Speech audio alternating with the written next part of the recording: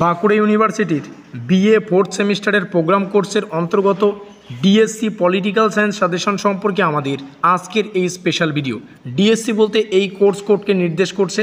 তো এই কোর্স কোডের অন্তর্গত পলিটিক্যাল সায়েন্সের সিলেবাসের অন্তর্গত কোন কোন বিষয়গুলি কিভাবে পড়বে তার বিস্তারিত কিন্তু আমাদের আজকের এই ভিডিওটিতে থাকবে। এবং ভিডিওটি শেষে আমরা আলোচনা করব যে এখান থেকে কোন কোন প্রশ্ন গুরুত্বপূর্ণ, 10 নম্বরের জন্য গুরুত্বপূর্ণ, সেই সমস্ত প্রশ্ন সম্পর্কে তোমরা ভিডিওটির শেষে জানতে পারবে।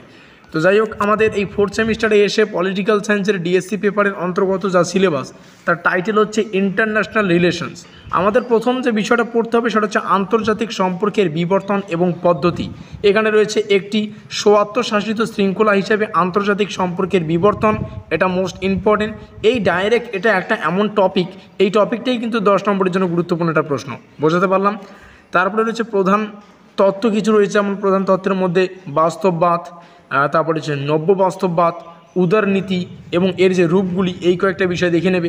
আচরণগত তত্ত্ব রয়েছে, আচরণগত তত্ত্বের মধ্যে সিস্টেম থিওরি, তারপরে হচ্ছে ডিসিশন মেকিং থিওরি, তারপরে হচ্ছে কমিউনিকেশন থিওরি, এই কয়েকটা থিওরির যে পার্টগুলো সেগুলো একটু ভালো করে দেখে নেবে। তারপরে আমাদের একটা যথারীতি গুরুত্বপূর্ণ কনসেপ্ট বা টপিক, যেটা আমাদের ক্লাস 12-এর উচ্চ মাধ্যমিকে ইতিহাসে একটু অল্প একটু ছিল আর কি, ইতিহাসের সিলেবাসে অল্প একটু ছিল, সেটা হচ্ছে ঠান্ডা যুদ্ধ এবং ঠান্ডা যুদ্ধ পরবর্তী যুগ। এখান থেকে ঠান্ডা যুদ্ধের উৎপত্তির কালটা দেখে নেবে এবং এর যে পর্যায়, শীতল যুদ্ধের অবসান দেখবে, কীভাবে এর অবসান হলো, সোভিয়েত ইউনিয়নের পতন তোমরা এখান থেকে পড়বে, পোস্ট কোল্ড ওয়ার যুগ কাকে বলছে, এই সমস্ত বিষয়গুলি একদম কনসেপ্ট না জানা থাকলে কিন্তু পরীক্ষা 100% তোমরা কমন পাবে না। সুতরাং কনসেপ্ট আজকের এই ভিডিওটি থেকে তোমরা বুঝে নাও। পরবর্তী ভিডিওয়ে আমরা কিন্তু সেই গুরুত্বপূর্ণ কোন কোন প্রশ্নগুলো পড়বে সেই প্রশ্নই তোমাদের সামনে আমি তুলে ধরবো। শক্তির উদীয়মান কেন্দ্র যেমন ইউরোপীয় ইউনিয়ন, তারপরে চীন এবং রাশিয়া, ভারতের পররাষ্ট্রনীতির মধ্যে কিছু মৌলিক নির্ধারক রয়েছে, ভারতের জোট নিরপেক্ষ নীতি রয়েছে, সেই কয়েকটা বিষয় তোমরা এখান থেকে পড়ে নেবে।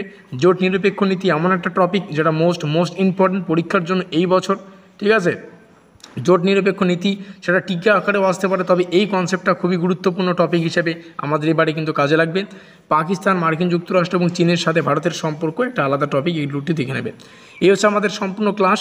নেক্সট ক্লাসে আমরা ইম্পর্টেন্ট প্রশ্ন সম্পর্কে আলোচনা করব, যে কোন কোন প্রশ্ন তোমাদের পড়তে হচ্ছে, একদম প্রশ্নই তোমাদের সামনে তুলে ধরবো, কোন প্রশ্নটি কত নম্বরের জন্য প্রযোজ্য সেটা তোমরা পরবর্তী ভিডিও জানতে পারবে। আজকের এই ভিডিওটি ভালো লাগলে অবশ্যই লাইক করে দিয়ে বন্ধুদের কাছে অবশ্যই শেয়ার করে দিও।